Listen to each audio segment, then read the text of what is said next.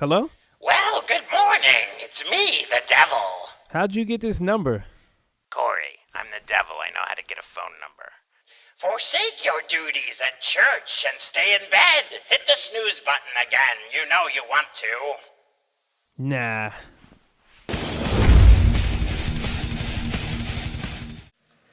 Well, hey, good morning, everybody. Good to see you guys. If you're new here, my name is John Wagler, and I'm part of the team, and it's an honor to have you join us here on this Sunday. As Natalie said, it is a little bit warmer than we first walked in. The heat's more or less working in here, and so when I came in here this morning, it was 50 degrees, and so it was chilly, but just so glad that you are here. It is going to be sad next week that the devil has left us on our bumper videos, as this is the last week of our Not Today Devil series, and we're going to tap into something else next week. But I wanted to talk about a couple things before we get into the message. First thing is this: if you are new here, we put a lot of time and effort to create a space and a safe place for you to explore your faith, and we value questions and dialogue with everything that we do here, and we just want to be along on the journey with you. And our greatest hope is that you'll discover purpose and that you'll be known in community here, because we know when that happens, your life totally changes. And so that's our goal. That's why we do this every single week. And so just so thankful that you are here today. We have something called the Share Offering coming up next Sunday. You guys have been hearing now. I've been talking about this for 6 straight weeks. And so here's what's good. Next week is the Share Offering, and also I'll stop talking about it. So it's next week, and here's what we do with the Share Offering. We have some organizations that we just want to help do what they do. And so we give away all the money that comes in for the Share Offering. And we'll go over the details of it next week, but what will happen is you'll designate, this is above and beyond what we normally do. And what we ask people to do is give 1 day's wage. All right, and so if you make $20,000, it's $76. 40, it's $153. 60, it's $230. 80, it's $307. 100, it's $384. 150, it's $576. If you're more than that, I just didn't do the math. And so, that's what's coming up next Sunday. We ask everyone to give 1 day's wage, again, above and beyond what you normally do. And then we take all of that money and we just give it away to these organizations. And so what you'll be able to do is online, starting leading up to next Sunday, you'll have an option to designate it for Share. If you write a check, just make sure you put Share in the memo. If you're going to give cash, just make sure you put it in one of the envelopes and write Share on it. In that way that we know what it's there for. And some of you guys might be thinking, I can't give 1 day's wage, like it's been a rough year or whatever. And we understand that, but I would just say just do what you can. And we want everyone to join in this together, because it's really cool what we get to do with this. So here are the organizations that we are working with, just so you guys can see them. Arabon is a group that does a lot of stuff with racial reconciliation in Richmond, and we've been working with them for a few years. They do some things through music and video and internship programs. Night to Shine, I talked about last week, which is the prom for teenagers with special needs that we're going to help put on. Blessed RVA is a group. I'm actually part of the leadership team of that. There are several of us pastors, about 10 pastors that are involved in that group. And we are, for last year, have been meeting to be launching this spring, and we're going to be doing a lot of work of connecting churches together to do greater work together. And so we're really excited about that. Oasis Church is a new church starting in Richmond that we just want to help support do that. Listen, when we started our church, there weren't a lot of churches that were excited about that and helped us out. And so what we determined is whenever a new church connects with us that's coming into Richmond, we're going to help them. And so that's part of what we're doing. In Young Life, you guys know about Young Life. RJI is Richmond Justice Initiative. They are preventing human trafficking. FCA is Fellowship of Christian Athletes. Camp Hope, I talked about them a couple of weeks ago. Generosity Feeds is something that we're going to be doing some stuff with them next Saturday. You guys have probably seen that on email and social media, but next Saturday, November 17th, we'll be here from 10 to 12, and we're going to be putting together 10,000 meals to be able to give out. Feed More, we're working with them. We've always worked with them. What's awesome with Feed More is $1 provides 5 meals. They have like incredible buying power, and so when we write a check to them, it's a big deal.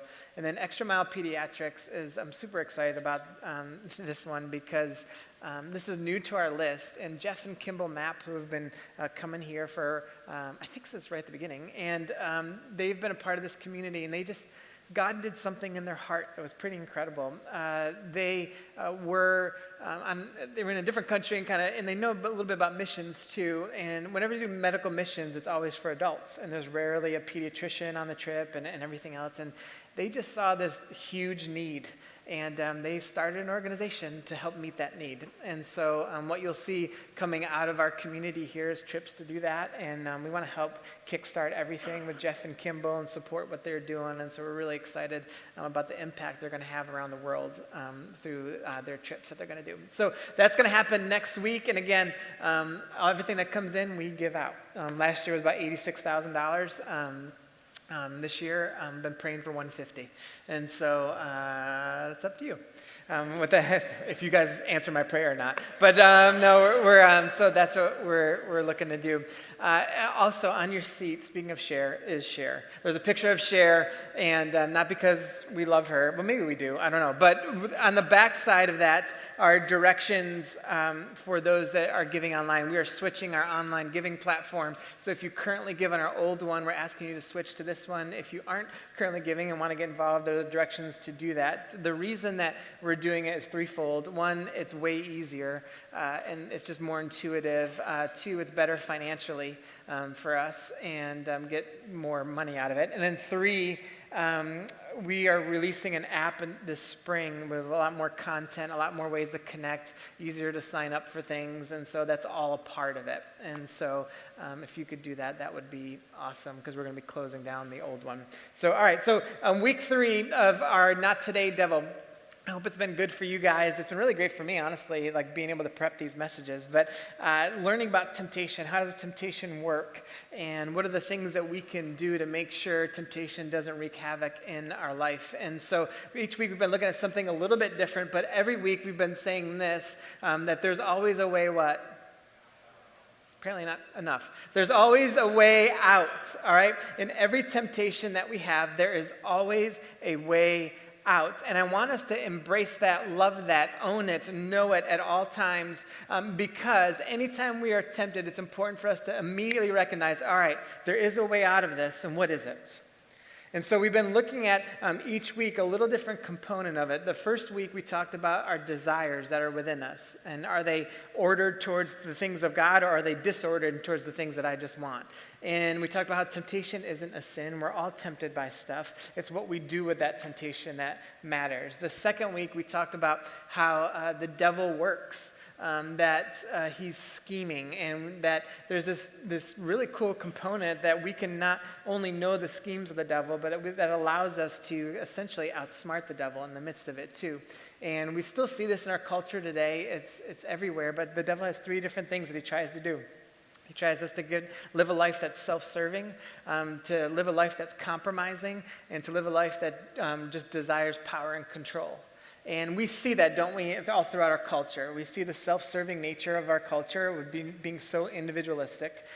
We see the compromising nature of our culture when we have essentially this moving target of truth with moral and relativism, and then subjective truth that's always there.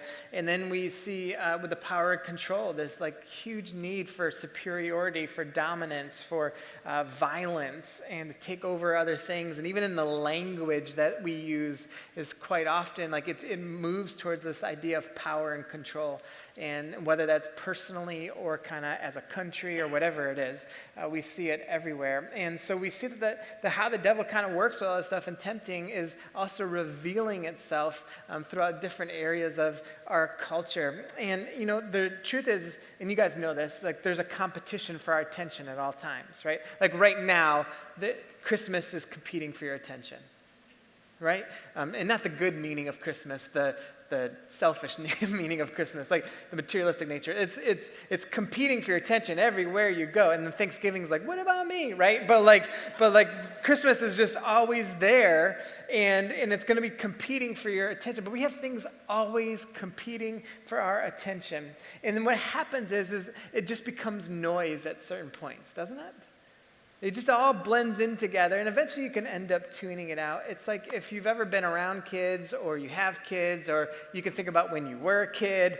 There was these moments where you'd be like, Mom, Mom, Mom, Mom, Mom, or like, Dad, Dad, Dad, Dad, Dad, right? And so one of two things happens with parents in those scenarios, if you can remember, or if you are one.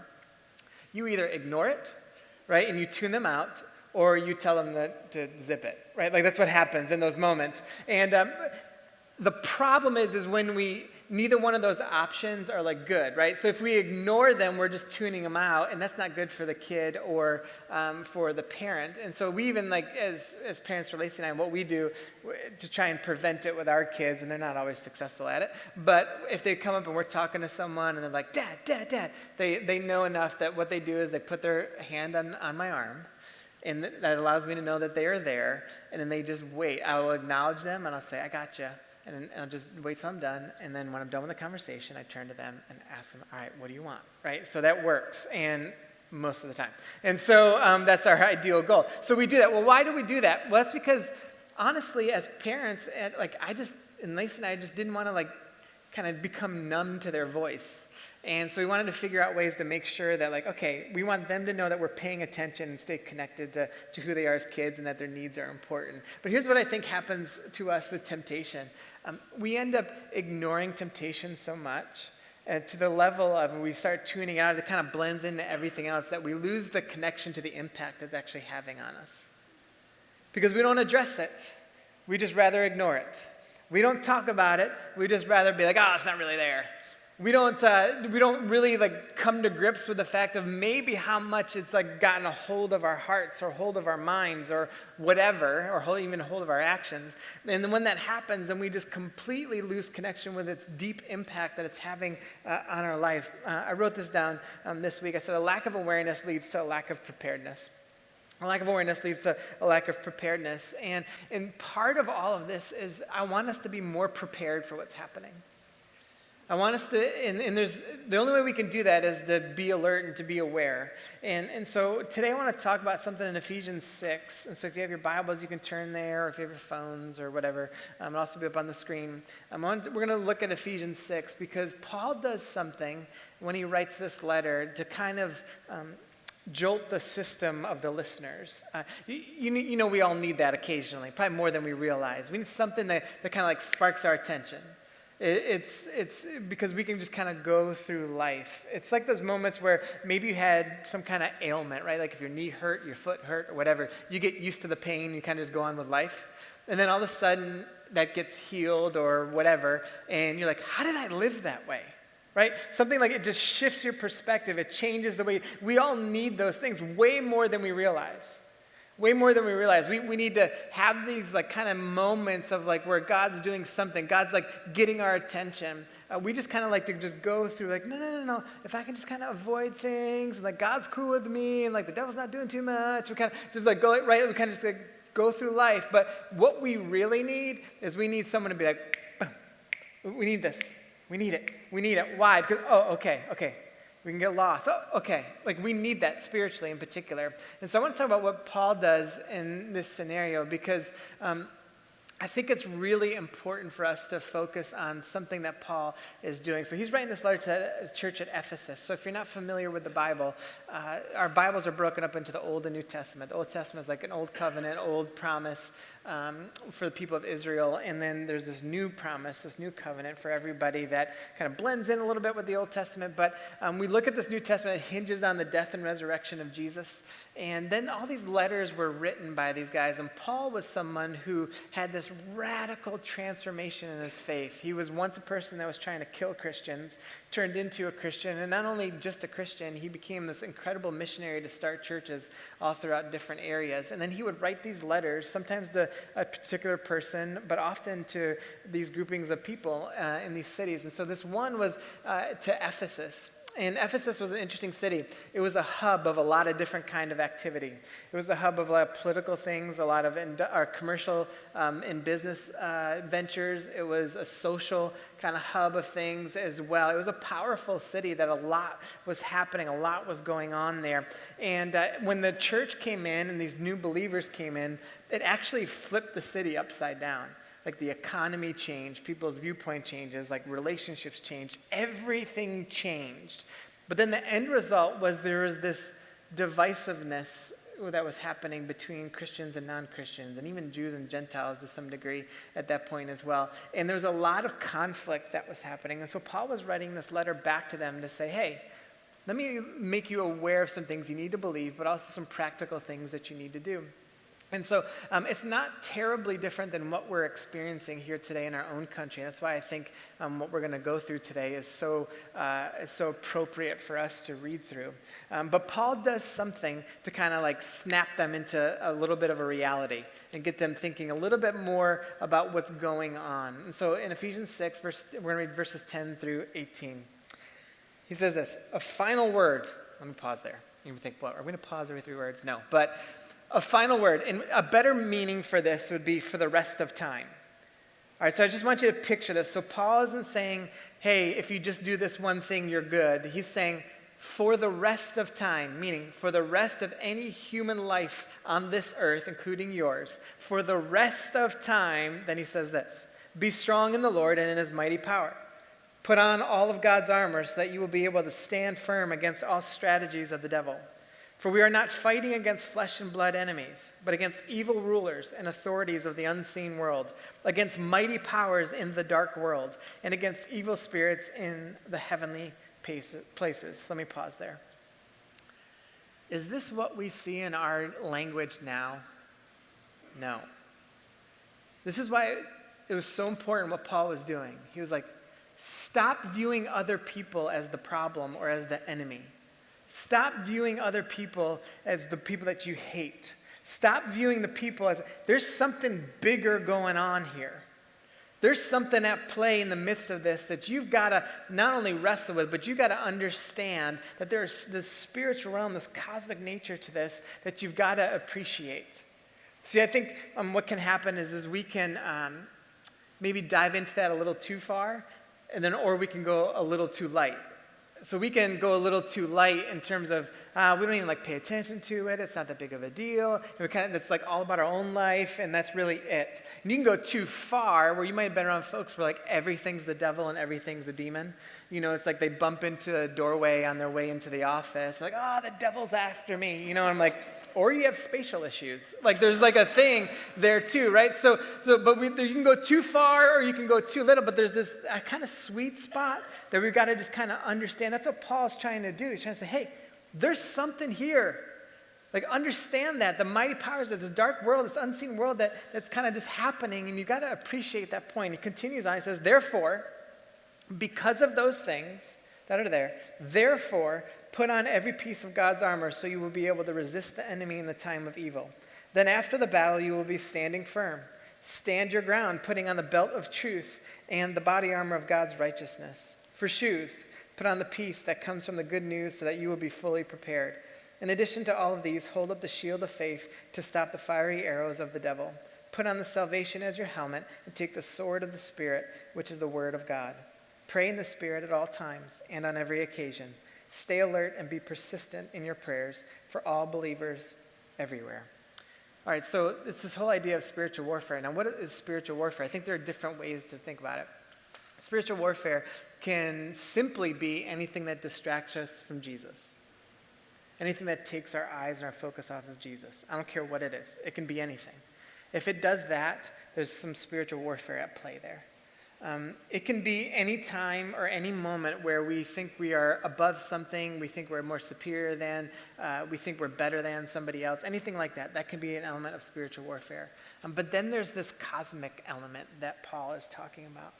That there's some things there that we've just got to appreciate, some things there that has got to get us kind of like snap us back into it a little bit and understand what's really at play around us. And I think the first thing that we should take away is to be aware that there's something bigger, to be aware that there is something bigger here. I think if we don't go here and appreciate this part, we might be able to live a decent life, but we won't live a full life. We might be able to fight off a little temptation, but not all temptation. We might be kind of strong, but not really strong. And it's because when we don't appreciate how big this is, we're going to think we can do it on our own. And we're going to think we can manage everything ourselves. And we're going to try and do it all in our own strength and our own power. And we're going to figure it out. And so until we figure out and appreciate the kind of the vastness and that there's something bigger going on, we will kind of fall prey to just kind of our man-made thing all the time.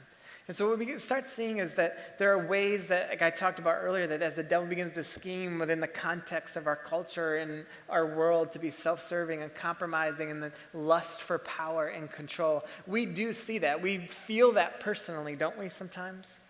You kind of feel that in your own life and in your own heart. But then we also see it a little bit bigger than that, maybe in our communities. And of course, we see it on a national level and bigger than that on a global level too. But we see all these things at play. We even see it within our own city. When you look at our history of Richmond, segregation and racism was such a massive part of our city.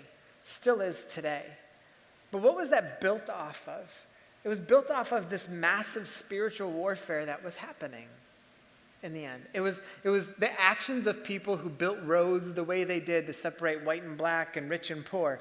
That was pure evil. Pure evil.